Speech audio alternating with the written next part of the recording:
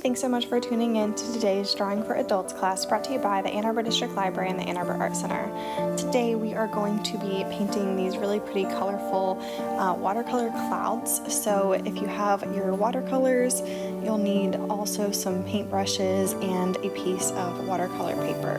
So I'm not going to sketch anything out as I get started. I'm going to let this be a little bit more free-flowing, and I'm going to work in some soft layers of watercolor. Now, as I've mentioned before in these videos, watercolor is the most challenging thing for me to really show you digitally and translate it well in with actual watercolors.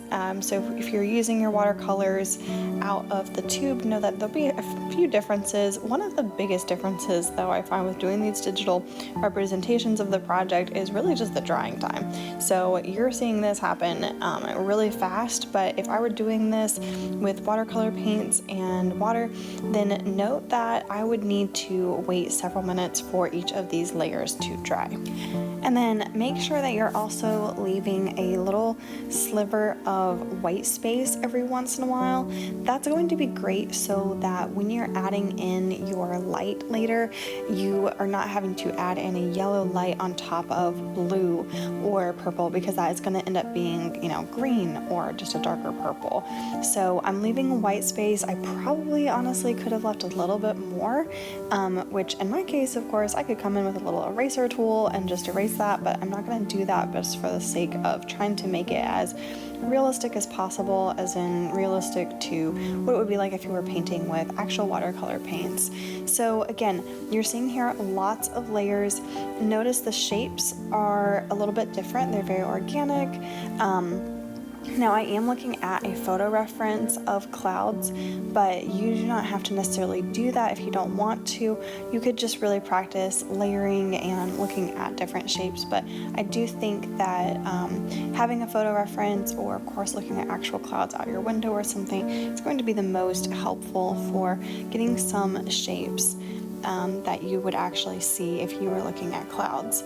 And also, I'm exaggerating color, so I am throwing in a lot of different colors that wouldn't actually be there necessarily, just to add some emphasis and saturation to my overall painting. So, and then lastly here, I'm coming in with my yellow to add that light, or that illusion of light coming in behind it, which is what's giving me also a lot of that nice contrast with those deep blues and purples that are kind of more like a shadow in places. So again, you don't have to do as much color. Feel free to kind of not go and not push it as far as I did, but I'd also encourage you to really experiment and have fun with your paints. Again, let your painting dry and give plenty of time for drying in between each of those layers.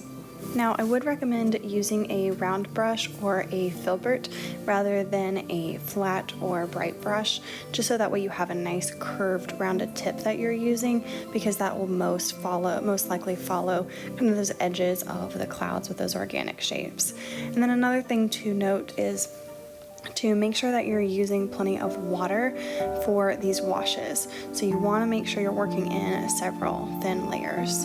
So try not to be too tempted to oversaturate your painting too quickly with color and water. Work in thin layers of paint as you go along, and let your paper dry in between each layer. Hope you've enjoyed today's lesson and that you'll tune in with us next time.